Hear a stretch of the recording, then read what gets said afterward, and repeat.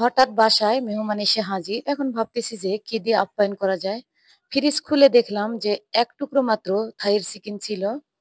সেটা টুকরো করে কেটে নিলাম। টুকরো করে কেটে নিয়ে এখন অসম্ভব মজার একটি রেসিপি বানিয়ে নিলাম। আর রেসিপিটা বানিয়ে দেওয়া মাত্রই কিন্তু প্রশংসায় পঞ্চমুখ হয়ে গেলাম। সেই এখন টুকরো করা মাংসগুলো আমি ২ থেকে ৩ মিনিট ভেজে নিলাম। আর এইভাবে ভেজে নেওয়ার পরে কিন্তু রেসিপিটা অসম্ভব মজার হয়েছিল। আবারও আমি প্যানে তেল দিয়ে দিলাম। দিয়ে দিচ্ছি এখানে সামান্য আদা রসুন বাটা। দিয়ে দিচ্ছি এখানে কিছু পেঁয়াজ কুচি। দিয়ে দিচ্ছি এখানে কাঁচা মরিচ আর শুকনো মরিচ কুচানো। দিয়ে দিচ্ছি এখন স্বাদ মতো লবণ। দিয়ে দিচ্ছি এখানে ধনিয়া গুঁড়া, গরম মসলা, লাল মরিচের গুঁড়া। দিয়ে দিলাম এখানে হলুদ গুঁড়া, জিরা গুঁড়া। সামান্য তেল দিয়ে সব মশলাগুলো আমি কষিয়ে নিচ্ছি।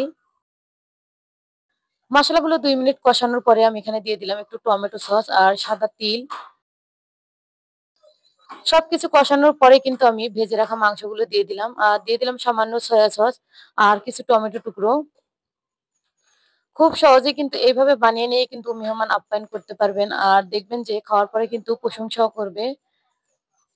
অল্প পরিমাণে পানি দেওয়ার পরে আমি কিন্তু একদম পানিটা শুকিয়ে নিচ্ছি। এখন আমি দিয়ে দিলাম ধনিয়া পাতা আর পুদিনা পাতা। এইভাবে আপনারা যদি মেহমান আসে দেখবেন যে ঝটপট বানিয়ে নেওয়া মাত্রই খাওয়ার পরে তো মেহমান প্রশংসাও করবে আর আপনিও তো প্রশংসায় একবারে পঞ্চমুখ হবেন। আবার আমি এখন প্যানে তেল দিয়ে দিলাম। যেহেতু মাংসগুলো এইভাবে রান্না করে নিলাম, ভাবতেছি যে সেটা কি দিয়ে পরিবেশন করব। এখানে আমি কিছু লুচি বানিয়ে নিলাম। আর আমার পেজে কিন্তু অনেক লুচির ভিডিও দেওয়া আছে। আপনারা চাইলে কিন্তু দেখে নিতে পারেন। একদম কিন্তু লুচি গুলো ফুলকো ফুলকো বানিয়ে নিলাম। আর আপনারা কিভাবে ফুলকো লুচি বানিয়ে নিতে চাইলে আমার পেজ ও চ্যানেলে কিন্তু ভিডিও অনেক দেওয়া আছে, দেখে নিতে পারেন। আর এইভাবে ফুলকো লুচি কিন্তু বানিয়ে নেওয়া মাত্রই দেখবেন যে এই লুচিটা কিন্তু অনেক সময় রেখে দিলেও কিন্তু একদম চুপসে যাবে না। সবগুলো আমার ভাজা হয়ে গেছে। এখন এটা আমি আপনাদের পরিবেশন করে দেখিয়ে দিচ্ছি।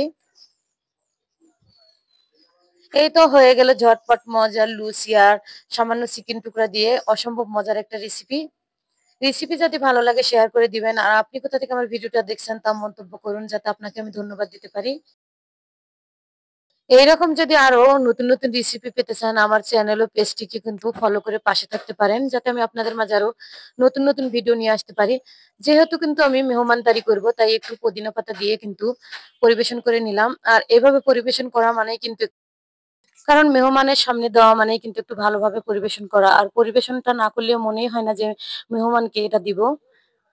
একটু আমি টেস্টও করে নিলাম যে অসম্ভব মজার টেস্টি হয়েছে। কারণ এটাও আপনাদের সঙ্গে কিন্তু ভাগাভাগি করলাম। আশা করি আজকের এই শর্টকাট রেসিপিটা আপনাদের কাছে ভালো লেগেছে। সবাই ভালো থাকবেন, সুস্থ থাকবেন।